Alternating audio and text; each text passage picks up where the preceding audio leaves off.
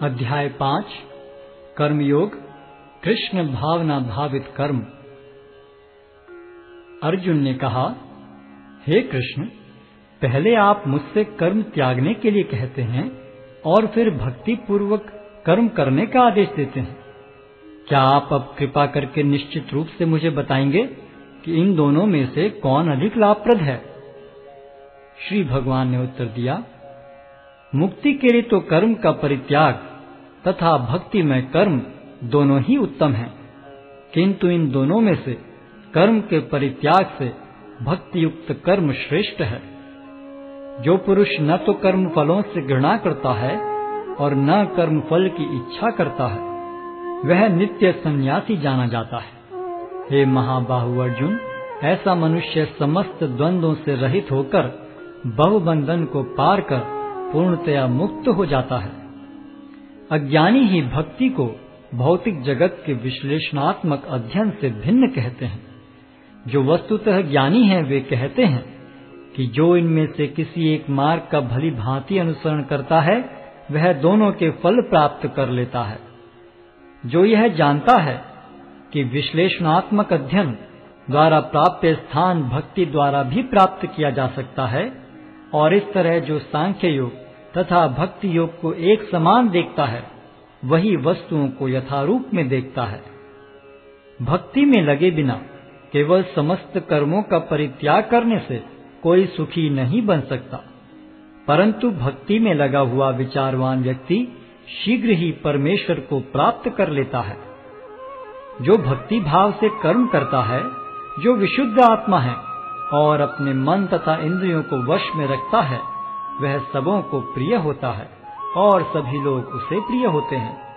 ऐसा व्यक्ति कर्म करता हुआ भी कभी नहीं बंधता।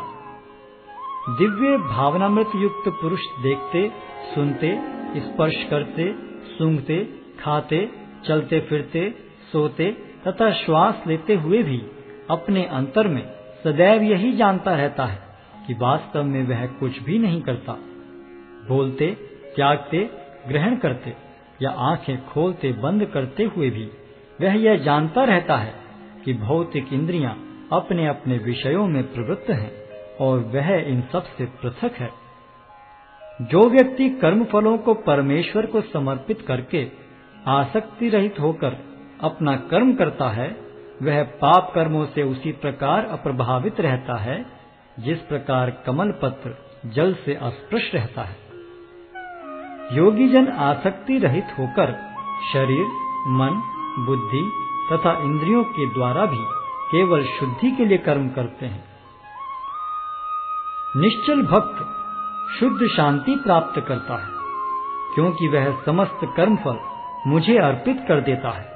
किंतु जो व्यक्ति भगवान से युक्त नहीं है और जो अपने श्रम का फल कामी है, वह बंध जाता है। जब देहधारी जीवात्मा अपनी प्रकृति को वश में कर लेता है और मन से समस्त कर्मों का परित्याग कर देता है, तब वह 9 द्वारों वाले नगर में बिना कुछ किए कराए सुखपूर्वक रहता है। शरीर रूपी नगर का स्वामी देहधारी जीवात्मा न तो कर्म का सृजन करता है, न लोगों को कर्म करने के लिए प्रेरित करता है, न ही कर्म फल की रचना करता है। यह सब तो प्रकृति के गुणों द्वारा ही किया जाता है। परमेश्वर न तो किसी के पापों को ग्रहण करता है न पुण्यों को, किंतु सारे देहधारी जीव उस अज्ञान के कारण मोहग्रस्त रहते हैं जो उनके वास्तविक ज्ञान को आच्छादित किए रहता है। किंतु जब कोई उस ज्ञान से प्रबुद्ध होता है जिससे अविद्या का विनाश होता है, तो उसके ज्ञान से सब कुछ उसी तरह प्रकट हो जाता है जैसे दिन में सूर्य से सारी वस्तुएं प्रकाशित हो जाती हैं। जब मनुष्य की बुद्धि, मन, श्रद्धा तथा शरण सब कुछ भगवान में स्थिर हो जाते हैं, तभी वह पूर्ण ज्ञान द्वारा समस्त कलमश से शुद्ध होता है और मुक्ति के पथ पर अग्रसर होता है। विनम्र साधु पुरुष अपने वास्तविक ज्ञान के कारण एक विद्वान तथा विनीत ब्राह्मण, गाय, हाथी, कुत्ता तथा चांडाल को समान दृष्टि से देखते हैं। जिनके मन एकत्व तथा समता में स्थिर हैं, उन्होंने जन्म तथा मृत्यु के बंधनों को पहले ही जीत लिया है। वे ब्रह्म के समान निर्दोष हैं और सदा ब्रह्म में ही स्थित रहते हैं। जो न तो प्रिय वस्तु को पाकर हर्षित होता है और न अप्रिय को पाकर विचलित होता है, जो स्थिर बुद्धि है, जो मोह रहित है और भगवद विद्या को जानने वाला है, वह पहले से ही ब्रह्म में स्थित रहता है। ऐसा मुक्त पुरुष भौतिक इंद्रिय सुख की ओर आकृष्ट नहीं होता, अपितु सदैव समाधि में रहकर अपने अंतर में आनंद का अनुभव करता है।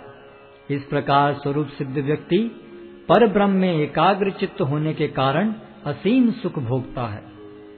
बुद्धिमान मनुष्य दुख के कारणों में भाग नहीं लेता, जो कि भौतिक इंद्रियों के संसर्ग से उत्पन्न होते हैं। हे कुंती पुत्र, ऐसे भोगों का आदि तथा अंत होता है, अतः चतुर व्यक्ति उनमें आनंद नहीं लेता।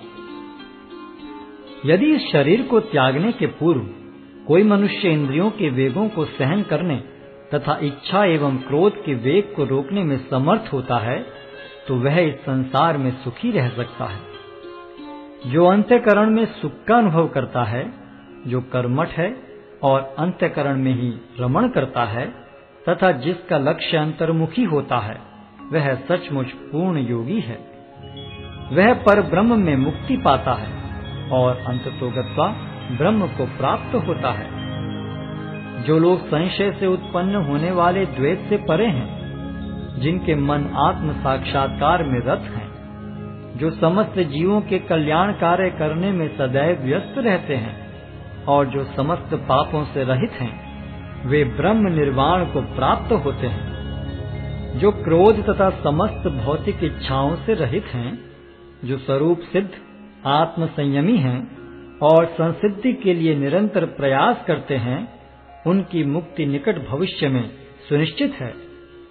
समस्त इंद्रिय विषयों को बाहर करके, दृष्टि को भौहों के मध्य में केंद्रित करके, प्राण तथा पान वायु को नथुनों के भीतर रोककर और इस तरह मन, इंद्रियों तथा बुद्धि को वश में करके जो मोक्ष को लक्ष्य बनाता है, वह योगी इच्छा, भय तथा क्रोध से रहित हो जाता है।